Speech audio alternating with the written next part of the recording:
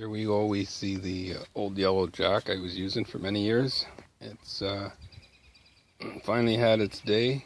It got bent, it keeps getting jammed. So we're taking the good pump out of it and we're going to put it over here on this newer jack that the pump failed on.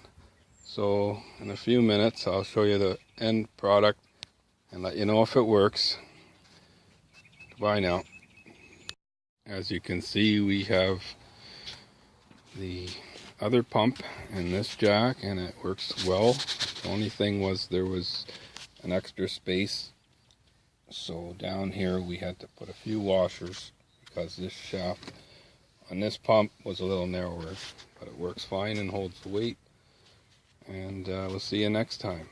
Oh, and one tip was to take the whole side off, all these bolts, and then the whole side would come off, undo the spring, and this bar comes out, and then you got a C-clip underneath where the pump is, and that makes everything easier once you remove those.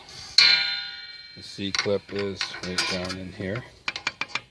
Actually, you take this side off because you're taking this frame off and you're moving everything this way towards you. I hope that was helpful and how to have fun with your jack.